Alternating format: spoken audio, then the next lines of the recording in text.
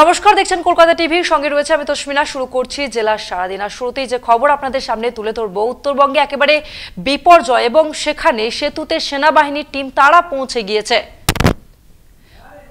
উত্তরবঙ্গে বিপর্যয়, ভেঙে পড়া দুধিয়া সেতু সংলগ্ন এলাকাতে সেনাবাহিনী পৌঁছে গিয়েছে। সেনাবাহিনীর পক্ষ থেকে উদ্ধার কাজের পাশাপাশি চালানো হচ্ছে নজরদারি। ড্রোন উড়িয়ে আশেপাশের এলাকায় জোর কদমে চলছে নজরদারি। উত্তরবঙ্গে বিপর্যয়, ভেঙে পড়া দুধিয়া সেতু সংলগ্ন এলাকাতে সেনাবাহিনীর দল পৌঁছে গিয়েছে। উত্তরবঙ্গে যে দুধিয়া সেতু, সেখানে ড্রোন উড়িয়ে চারিদিকে নজর দেওয়া হচ্ছে। সেনাবাহিনীর পক্ষ থেকে উদ্ধার কাজের পাশাপাশি ড্রোন উড়িয়ে চালানো হচ্ছে নজরদারি।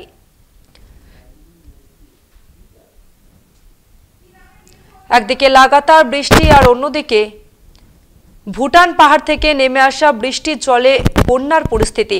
আলিপুরদুয়ার, কোচবিহার, জলপাইগুড়ি জেলার বিস্তীর্ণ অঞ্চল প্লাবিত। সেনাবাহিনীর পক্ষ থেকে উদ্ধার কাজের পাশাপাশি কড়া নজরদারি চালানো হচ্ছে। ড্রোন উড়িয়ে আশেপাশের এলাকায় নজরদারি। বিপর্যস্ত মানুষদের তাদেরকে রেস্কিউ করা হচ্ছে এবং রেস্কিউ কাজে একদিকে যেমন এনডিআরএফ এর দল আছে, অন্যদিকে সেনাবাহিনী তারা পৌঁছে গিয়েছেন দুধিয়া সেতু সংলগ্ন এলাকাতে। সেখানে তারা পৌঁছে গিয়েছেন এবং ড্রোন উড়িয়ে আশেপাশে নজরদারি চালানো হচ্ছে। একেবারে এক্সক্লুসিভ ছবি আপনাদের সামনে আমরা তুলে ধরছি। উত্তরবঙ্গে বিপর্যয়, ভেঙে পড়া দুধিয়া সেতু সংলগ্ন এলাকাতে সেনাবাহিনীর দল তারা পৌঁছে গিয়েছেন এবং ড্রোন উড়িয়ে নজরদারি চালানো হচ্ছে আশেপাশের সমস্ত এলাকাতে যেখানে বিপর্যয়ের আশঙ্কা করা হচ্ছে, যেখানে সেতু ভেঙে পড়ার মতো আশঙ্কা করা হচ্ছে, সেই সমস্ত জায়গাতে ড্রোন উড়িয়ে নজরদারি চালানো হচ্ছে এবং যাতে কোনো রকম অপ্রীতিকর ঘটনা এড়ানো যায় সেই ব্যবস্থায় করা হচ্ছে সেনাবাহিনীর পক্ষ থেকে। একদিকে তো এনডিআরএফ তারা তৎপরতার সঙ্গে উদ্ধার কাজ চালিয়ে যাচ্ছে, অন্যদিকে দুধিয়া সেতু সংলগ্ন এলাকাতে সেনাবাহিনীর দল তারা পৌঁছে গিয়েছে। সেই মুহূর্তে ছবি আপনাদের সামনে এক্সক্লুসিভলি তুলে ধরছি কলকাতা টিভির পর্দাতে। দেখতেই পাচ্ছেন সেনাবাহিনীর দল তারা পৌঁছে গিয়েছে এবং সমস্ত রকম ভাবে যাতে উদ্ধার কাজ সম্পন্ন করা যায়, যাতে কোনো রকম অপ্রীতিকর ঘটনা থেকে নজর না এড়ানো যায়, ড্রোন উড়িয়ে তার জন্য আশেপাশের সমস্ত এলাকাতে একেবারে কড়া নজরদারি চালানো হচ্ছে সেনাবাহিনীর পক্ষ থেকে। এক্সক্লুসিভলি ছবি আপনাদের সামনে তুলে ধরছি কলকাতা টিভির পর্দাতে। সেনাবাহিনীর দল তারা পৌঁছে গিয়েছে দুধিয়া সেতু সংলগ্ন এলাকাতে এবং সেখান থেকেই ড্রোন উড়িয়ে আশেপাশের সমস্ত জায়গাতে নজরদারি চালানো হবে যাতে কোনো রকম ঘটনা না ঘটে, কোনো রকম অপ্রীতিকর ঘটনা না ঘটে। উত্তরবঙ্গে এই মুহূর্তে একেবারে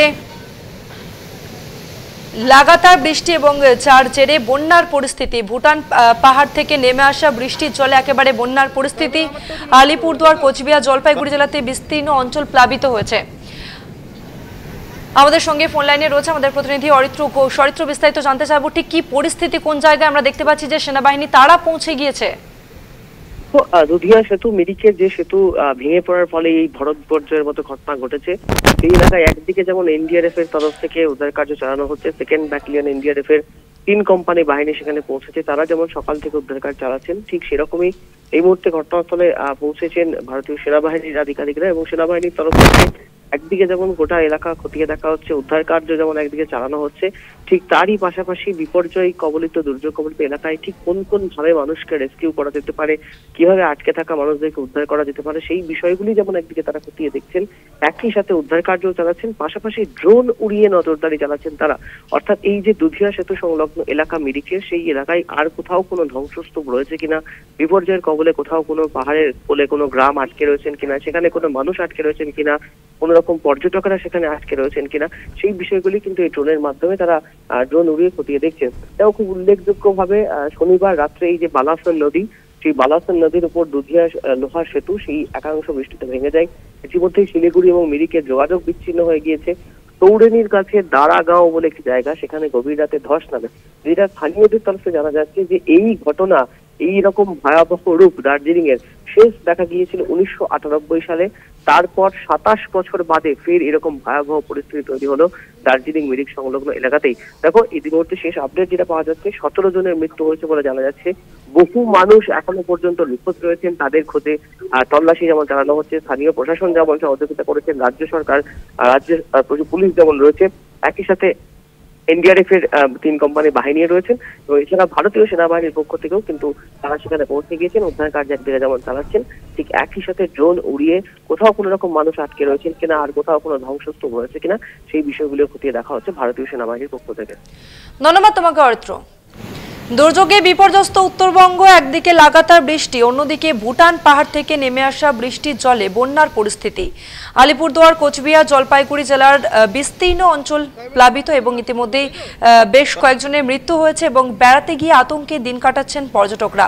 পাহাড়ি পথে বিভিন্ন জায়গাতে ধস নেমে বন্ধ হয়ে গিয়েছে বিভিন্ন রাস্তা এবং শুধু তাই নয়, দার্জিলিংয়ের বিভিন্ন পর্যটন স্থানগুলিও বন্ধ করে দেওয়া হয়েছে এবং এই অবস্থায় দ্রুত পাহাড় ছাড়তে চাইছেন পর্যটকেরা এবং বিপর্যস্ত উত্তরের রেল পরিষেবাও।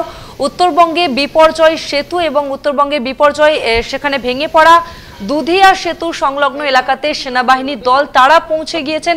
সেনাবাহিনীর পক্ষ থেকে উদ্ধার কাজের পাশাপাশি নজরদারি চালানো হচ্ছে, ড্রোন উড়িয়ে আশেপাশের সমস্ত এলাকাতে নজরদারি চালানো হচ্ছে সেনাবাহিনীর পক্ষ থেকে। সকাল থেকে যে ছবি আপনাদের সামনে আমরা তুলে ধরছি, একদিকে তৎপরতার সঙ্গে এনডিআরএফ এর দল কাজ করছে, অন্যদিকে দুধিয়া সেতু সংলগ্ন এলাকাতে সেনাবাহিনীর দল পৌঁছে গিয়েছে, সেখানে তারা উদ্ধার কাজের পাশাপাশি নজরদারি চালাচ্ছেন। ড্রোন উড়িয়ে আশেপাশের যে সমস্ত এলাকা রয়েছে, যেখানে যে সমস্ত জায়গাগুলি বিপদের সম্মুখীন হতে পারে সেই সমস্ত জায়গাতে উদ্ধার কাজ চালানো হচ্ছে, নজর রাখা হচ্ছে কোথাও কোনো মানুষ আটকে পড়েছেন কিনা, কোথাও কোনো পর্যটক গিয়ে আটকে পড়েছেন কিনা সেই সমস্ত দিকে খতিয়ে দেখা হচ্ছে।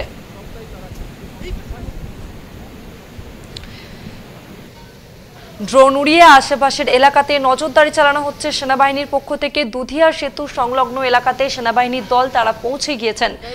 উত্তরবঙ্গে একেবারে বিপর্যয়, ধসে বিপর্যস্ত উত্তরবঙ্গ, একাধিক রাস্তা বন্ধ হয়ে পড়েছে এবং পর্যটকেরা তারা আতঙ্কের মুখে রয়েছেন, তারা দিন কাটাচ্ছেন যে কিভাবে তারা ফিরে আসবেন। আর অন্যদিকে সেনাবাহিনীর দল তারা দুধিয়া সেতু সংলগ্ন এলাকাতে পৌঁছে গিয়েছেন, সেই ছবি আপনাদের সামনে আমরা তুলে ধরছি।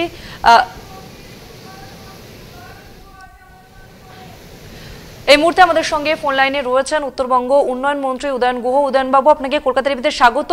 ঠিক কোন জায়গায় পরিস্থিতি এই মুহূর্তে দাঁড়িয়ে রয়েছে আপনার কাছে একটু বিস্তারিত জানবো। পরিস্থিতি তো সব জায়গাতেই বৃষ্টি হয়েছে, প্রচুর পরিমাণে বৃষ্টি হয়েছে। আর এক এক সময় এটা হয় যে সমতলে বৃষ্টি হচ্ছে, পাহাড়ে সেইভাবে বৃষ্টি হয়নি, পাহাড়ে বৃষ্টি হয়েছে সমতলে হয়নি। কিন্তু এবার এই কয়েকদিন ধরে পাহাড় এবং সমতলে সমানভাবে বৃষ্টি হচ্ছে এবং সেটা প্রচুর পরিমাণে। স্বাভাবিকভাবে জল নিচের দিকে ছুটছে, প্রচুর জলমগ্ন হয়েছে এলাকা। আর নদী বেডগুলো তো ভর্তি হয়ে আছে। বারবার আমাদের সরকার এবং মাননীয় মুখ্যমন্ত্রী বলেছেন যে ইন্দো ভুটান রিভার কমিশন তৈরি করে যাতে এই সমস্যাগুলো দূর করা যায় তার বন্দোবস্ত করা, কিন্তু কেন্দ্রের সরকার এই ব্যাপারে কর্ণপাত করেনি বলে এই সমস্যাটা আরো বাড়ছে। স্বাভাবিকভাবেই উত্তরবঙ্গের মানুষকে সাফার করতে হয় এই ব্যাপারে। এবং এবার যেটা হয়েছে বেশি পাহাড়ে হয়েছে, পাহাড়ে ধস নেমে সমস্যা তৈরি হয়েছে। জলপাইগুড়ি জেলা প্রায় পুরোটাই আক্রান্ত এবং এর ফলে সাফার করছে জলপাইগুড়ি জেলা প্রায় পুরোটা। আলিপুরদুয়ারের একটা বড় অংশ সেখানেও জলমগ্ন অবস্থা।